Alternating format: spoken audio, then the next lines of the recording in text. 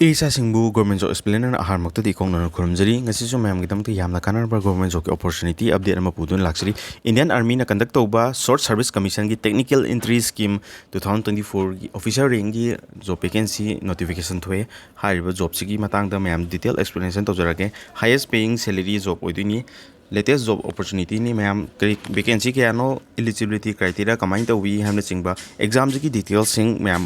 khangbi ning ke di video si loi fo yingbiu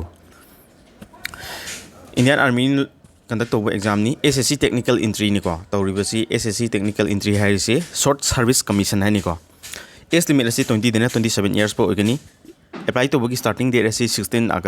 July digi hore duga last date na 14 August ogani magi selection to bogi process ahan da shortlisting to gani shortlisting to lor matung da SSB interview to gani ko SSB interview je 5 days ki interview ahan da screening to roga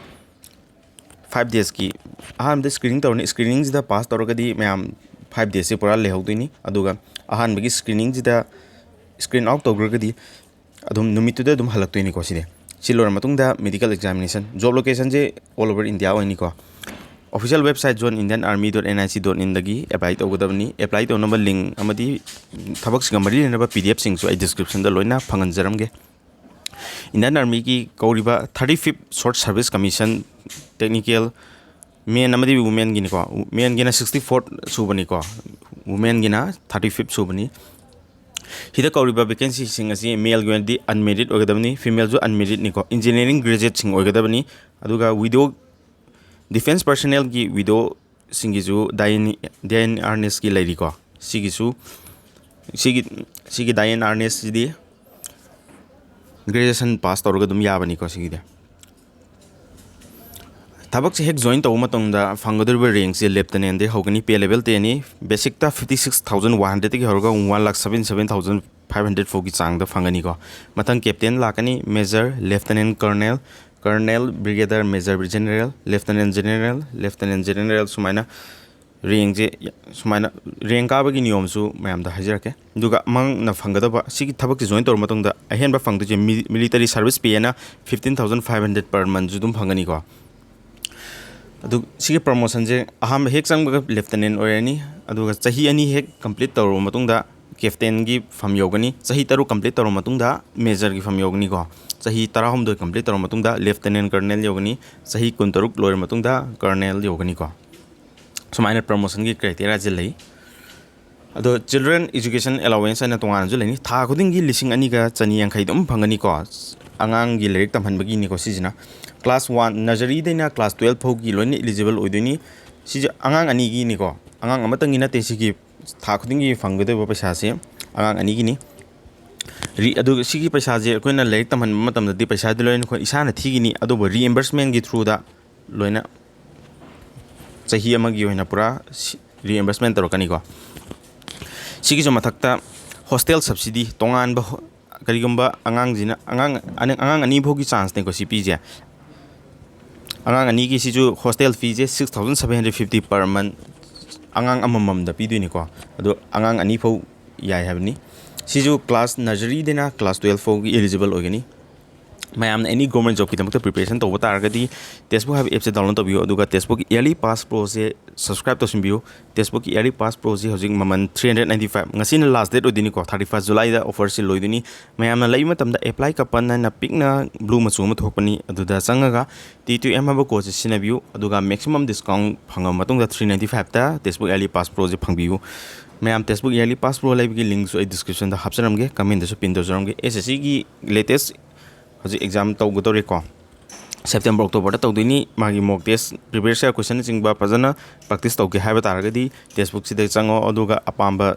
job to search tawraga dum test series na chingba dum thaba yare ko any government job exam tha prepare to matam da loina TESTBOOK sida loina accessible oini exam kudimak loina phangani ko age limit asi Indian Army Short Service Commission ki recruitment ki age limit asi 20 dena 27 years ni SSC women ki technical women ki ju 20 dena 27 years ni women widows of defense personnel gi oina di 35 years pu yagani ko qualification si main technical entry gi oina engineering degree pass na tragan appearing final year da lerga di yagani ko aduga widow widow of defense personnel gi oina di graduation bu loirer di liyai ko do SSC women technical gi oina di engineering gi stream ame hekta da pass tor ko ogedabni ko BE natragana BTech ogedabni number of vacancies je technical men gi oina 350 vacancy ni technical women gi oina vacancy 29 ni widow personnel gi oina vacancy ani ni ko total vacancy 381 oibani sida vacancy je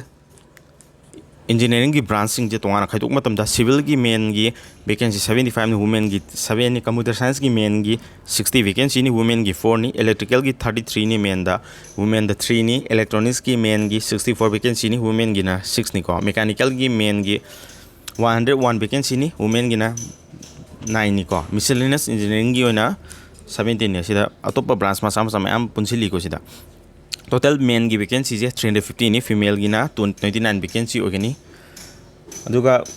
widows of defense personnel singi dain yarnes se sigi women gi technical gi na vacancy amani sigi vacancy amajina BE natrangna BTech torpa kin ogedabni ko aduga non technical gi na vacancy amani china graduation torpa ogedabni sida shortlist tawgi mong je ahanbada cut off ama semgani engineering gi semester wise performance hi enga ko isagi semester singda fangiba CGPA singje sige cumulative CGPA ji enga ga shortlist ama torokini shortlist toro matungda interview gi damakta email ama tharakani ko sida koina apamba mafam Allahabad Mopal Bengaluru Kapurthala si singjigi mari ji manungda akoina interview tawngba slot to akoina ngana khanbi hogadabni silor matungda interview gi process lakani ko interview gi process se 5 days kini ahamda screening tawgani aduda picture perception test na singba makhal mayam torokani ko silor interview je crack toro matungda last medical examination tawgani aduga selection je tawgadabni aduga direct lieutenant dagi hawduni ko sigi thabak asi ma'am any government job की preparation तब तारगदी SSC coaching Manipuri है YouTube channel से subscribe तौसीरो अदुगा channel असिगी playlist चंगा ma'am ताक्रिब chapter सिंग असी serial wise दा topic wise ma'am accessible ओइब फंगनी को any तौरिब chapter सिंग असी लोइना smart PDF सु लोइना तोंगाना सेपरेट ग्रुप सेमग लोइना सप्लाई तौरी मैम न ख्वाइदगी लुब ख्वाइदगी टाइम कंज्यूमिंग ओइब मैथ्स से सिजना ख्वाइदगी लाइब सब्जेक्ट ओइरकनबगी दमकता आइना चैनल असी हांगतोकचरकपनी मैम होलिबा क्वेश्चन खुदिम smart approach type wise previous question लोइना कंप्लीट यावगनी को एनी क्वेश्चन होप मतमदा स्मार्ट अप्रोच स्मार्ट मेथड सिनगनी होलिबा मेथड से करिगी सिनरिनो क्वेश्चन दा पिरामिजिना करिनो हंगिसिना करिनो क्वेश्चन जिदा लैथोक लैसिन तौरिबा ट्विस्ट तौगदबा मफम जे काइदनो हायमना जिंगबा मैम द एग्जाम की टेक्निक्स अमदी टिप्स सिंग लोइना लाइक से क्लास डिलीवर तौ मतमदा मैम पुन्ना खंगिननबा होनमिनगनी को